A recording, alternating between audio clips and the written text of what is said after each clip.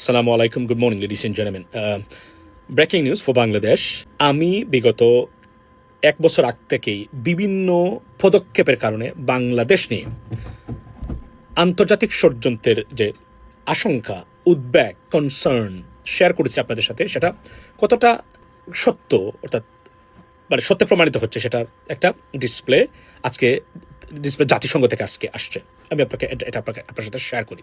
বাংলাদেশের এই দ্বিতীয় স্বাধীনতা বা এই মানে ফ্যাসিজম থেকে মুক্তি হওয়ার পর থেকে আমরা যারা বলে আসছি যে সরকারি দল এবং বর্তমান যারা বিরোধী দল আছেন তাদের মধ্যে যখন আমরা একটা পলিটিক্যাল হারমোনি এবং পারস্পরিক ঐক্য এবং শ্রদ্ধার সাথে রাজনীতি করার আহ্বান জানিয়েছিলাম, সেই সময় তারা একে অপরের মাংস খাওয়ার রাজনীতিতে উপনীত হয়েছেন এবং এটা যে কতটা ভয়ঙ্কর হতে পারে সেটাও আমরা পার্টিকুলারলি আমি প্রতিদিন বলে আসছি আপনাদের সামনে on my all social media platforms.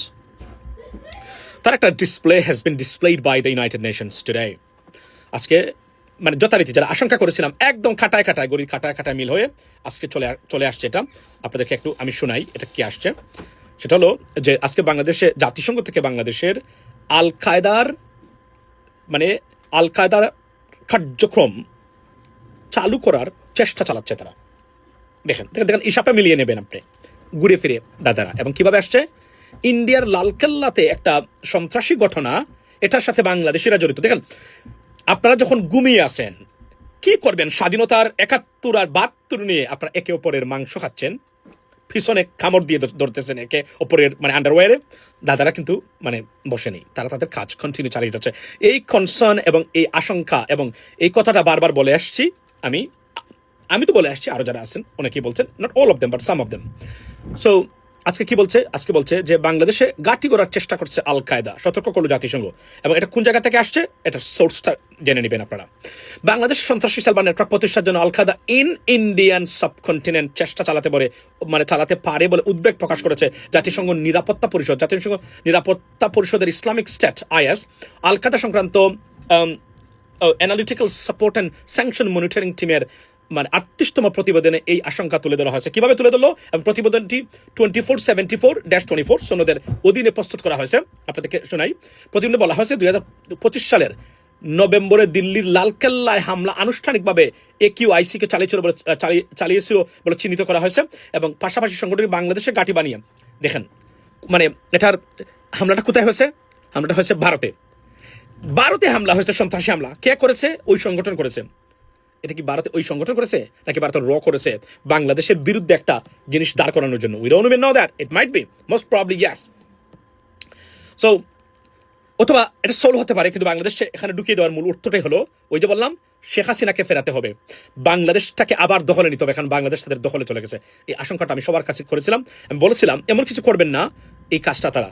এই যে আপনার কিছুদিন আগে দেখলেন চরমুনায় মানে মিছিল দিচ্ছে জমিয়ত, নাকি মিছিলে বলতেছে মার্কিন সাম্রাজ্যবাদী আগ্রাসন ভেঙে দাও, ঘুরে দাও, মানে আছে।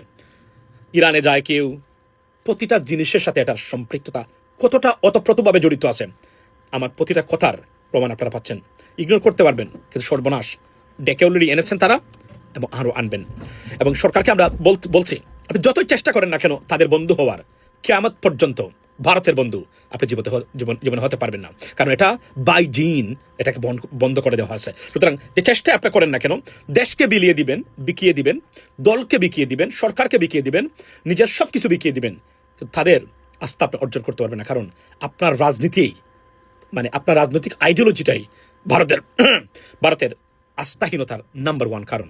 এটা যদি আপনি বুঝতে ব্যর্থ হন, আপনি দল ডুবাবেন, সরকার ডুবাবেন, দলও ডুবাবেন। এবং this is the beginning of the game, this is not the end game, this is the beginning. মানে দেখেন বলছে কি হয় নাই, চেষ্টা করে যাচ্ছে নাকি। লালকেল্লাতে হামলা হয়েছে ভারতের, এটা বাংলাদেশের সাথে নাকি এটা সম্পৃক্ত আছে। আমি প্রতিদিন হুঁশিয়ার করে দিয়ে যাচ্ছিলাম আপনাদেরকে। খেলা কিন্তু এখান থেকে শুরু এবং এটা আরো ডেসপারেট হবে, বিকজ বাংলাদেশের লুটপাটের টাকা hundreds of billions of dollars এগুলা খরচ করা হবে ঠিক বাংলাদেশের বিরুদ্ধে। কি জঘন্যতম রাজনৈতিক কালচার! এদেশে লুটপাট করে ওই টাকা আবার এদেশের মানুষের বিরুদ্ধে তারা তাদের স্বার্থে ব্যবহার করে এবং তার আরেকটা পার্শ্ববর্তী দেশের স্বার্থে আমাদের মানুষের টাকা চুরি করা টাকা আবার আমাদের দেশের বিরুদ্ধে, দেশের মানুষের বিরুদ্ধে এরা ব্যবহার করে। এমন জঘন্যতম রাজনৈতিক ব্যবস্থাকে ধিক্কার দেয় এবং আর পৃথিবীতে এমন জঘন্যতম রাজনৈতিক ব্যবস্থা নেই। অথচ এখনো আমি দেখি কিছু এই বাংলাদেশে বসেই এদের পক্ষে আবার স্লোগান দেয়। এটা শুধুমাত্র রাজনৈতিক দলগুলো নয়, আলেম ওলামা থেকে শুরু করে সংস্কৃতি পর্যায় থেকে শুরু করে সব পর্যায়ের মানুষ আছে এই জন্যই আমি বলছি বাংলাদেশের স্বাধীনতা অর্জন যেটা আমরা করেছি প্রথমটা এবং সেকেন্ডটা, জুলাই বিপ্লব যেটা হচ্ছে সেকেন্ড আপনার ইন্ডিপেন্ডেন্স, এটা আসলে রক্ষা করা কঠিন আনলেস এখনও যদি আমরা জেগে না উঠি। এবং তবে একটা জায়গাতে বলি, দুর্নীতিগ্রস্ত সরকারের অনেক দুর্নীতিগ্রস্ত মানুষ আছে যারা তাদের সাথে অ্যাফিলিয়েট করে থাকেন। একটা অনুরোধ করে যাবো আজকে, সেটা হচ্ছে যে সরকার ঘুমাক, রাজনীতিবিদরা ঘুমাক, এরা সারা জীবনই ঘুমিয়েছে, 54 বছরই এরা ঘুমিয়েছিল। এই জন্য দেশটা আজকে স্বাধীনতার 54 বছর পরেও হত দরিদ্র বাংলাদেশ। আপনারা বাংলাদেশের মানুষ শুধু খালি ঘুমায়েন না, বাকিটা পরে দেখা যাবে। That's what it is. তবে ষড়যন্ত্র শুরু এবং এই ডেসপারেশনটা কতটা হতে পারে, এই বোকামি রাজনীতির ফল। আমি কিন্তু শেয়ার করে দিচ্ছি প্রতিদিন। আপনারা অনেকে এসে আমাকে আমেরিকার দালাল, ইসরায়েল, আমি কেন বলি এগুলা? যদি বোঝার ক্ষমতা থাকতো আপনাদের, প্রতিদিন কান্নাকাটি করতেন আমার এই কথা নিয়ে।